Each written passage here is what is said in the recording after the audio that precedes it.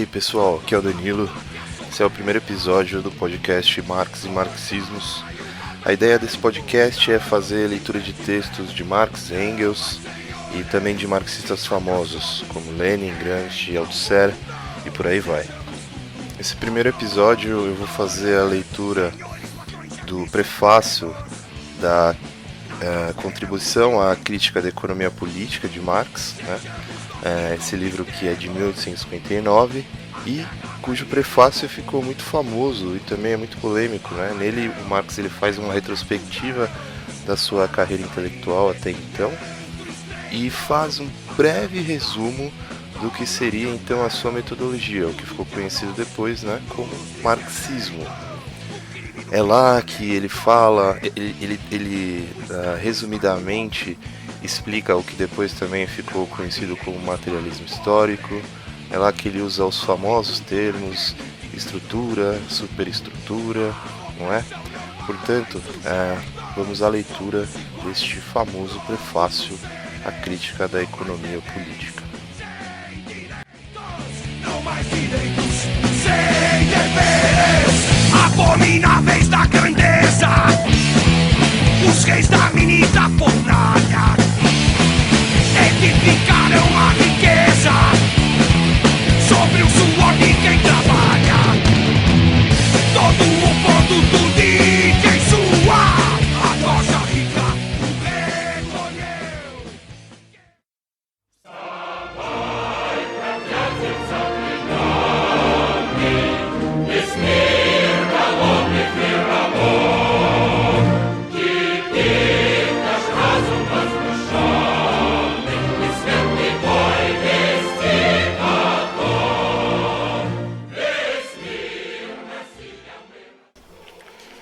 Antes de iniciar a leitura, só uma pequena consideração. Apesar desse prefácio ser bem curtinho, na edição que eu tenho aqui da Martins Fontes, ele tem 7 páginas, eu não vou ler inteiro, tá? Até o início do 4º parágrafo, ele faz algumas considerações em relação ao passado recente dele, da época da Gazeta Renana, quer dizer, não tão recente assim, né? Mas enfim. E sobre alguns personagens históricos aqui também que não nos interessa, tá? Bom, feita essa ressalva, iniciemos a leitura, portanto. Na produção social da sua existência, os homens estabelecem relações determinadas, necessárias, independentes da sua vontade, relações de produção que correspondem a um determinado grau de desenvolvimento das forças produtivas materiais. O conjunto destas relações de produção constitui a estrutura econômica da sociedade, a base concreta sobre a qual se eleva uma superestrutura jurídica e política e a qual correspondem determinadas formas de consciência social. O modo de produção da vida material condiciona o desenvolvimento da vida social, política e intelectual em geral. Chamo atenção aqui para essa parte. Não é a consciência dos homens que determina o seu ser. É o ser social que inversamente determina a sua consciência.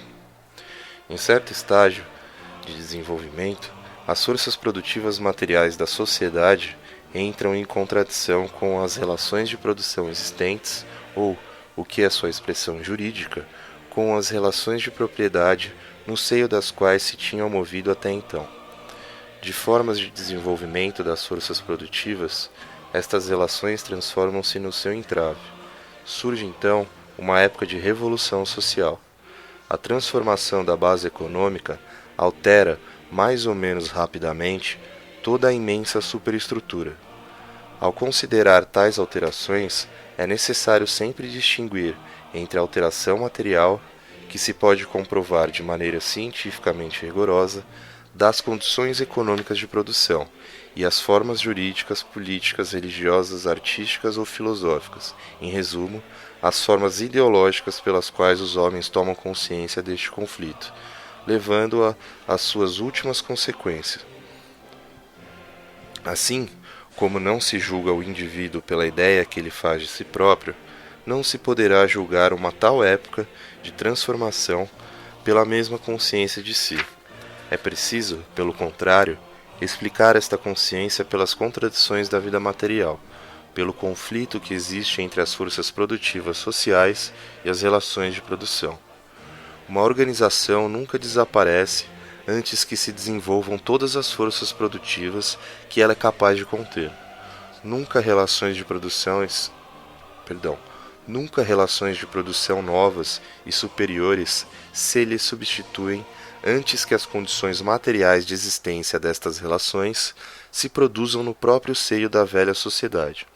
É por isso que a humanidade só levanta os problemas que é capaz de resolver, e assim, numa observação atenta, descobrir-se-á que o próprio problema só surgiu quando as condições materiais para resolvê-lo já existiam, ou estavam, pelo menos, em via de aparecer.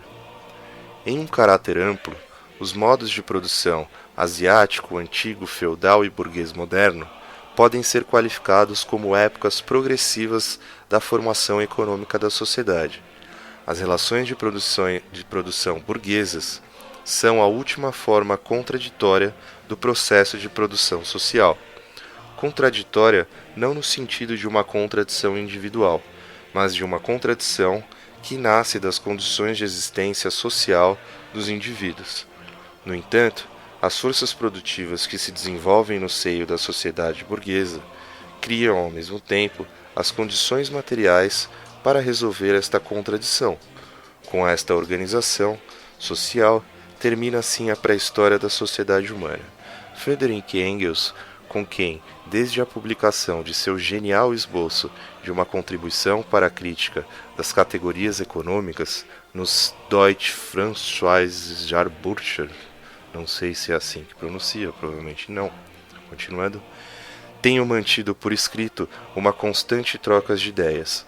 Chegou, por outras vias, ao mesmo resultado, e quando na primavera de 1845 veio se estabelecer também em Bruxelas, resolvemos trabalhar em conjunto, a fim de esclarecer o antagonismo existente entre a nossa maneira de ver e a concepção ideológica da filosofia alemã.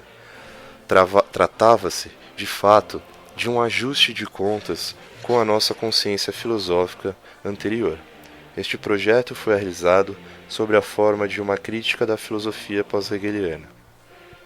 O manuscrito, 2 grandes volumes em 8º, estava há muito tempo no editor na Westfália, quando soubemos que novas circunstâncias já não permitiam a sua impressão.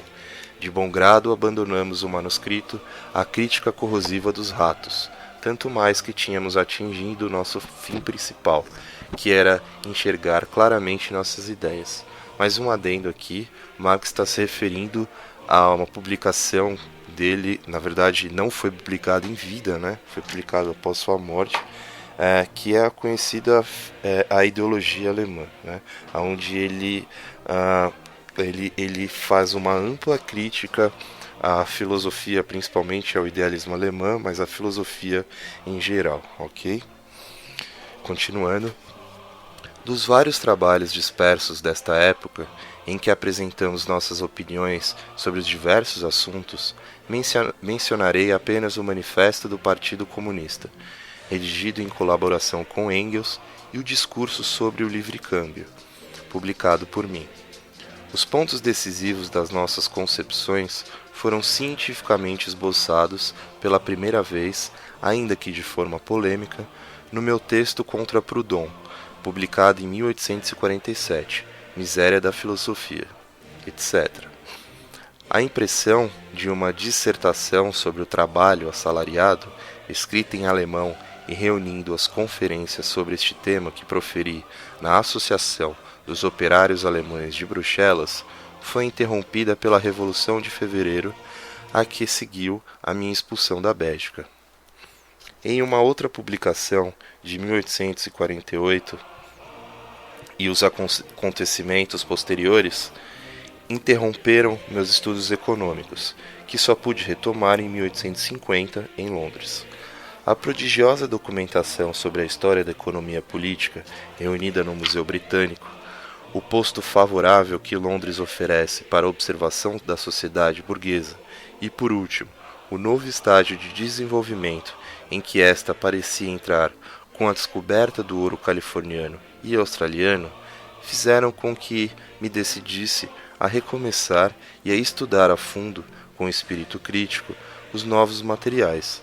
Estes estudos conduziam-me a disciplinas que pareciam distanciar-me de meu propósito e nas quais tive que me fixar mais ou menos tempo.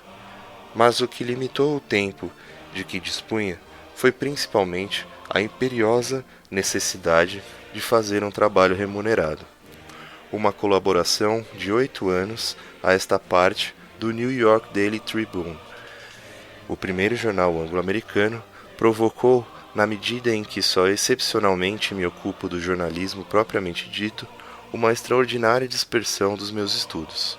Entretanto, os artigos sobre os acontecimentos econômicos de relevo na Inglaterra e no continente formavam uma parte tão considerável das minhas colaborações que fui levado a familiarizar-me com os pormenores práticos que não são do domínio da ciência pura da economia política.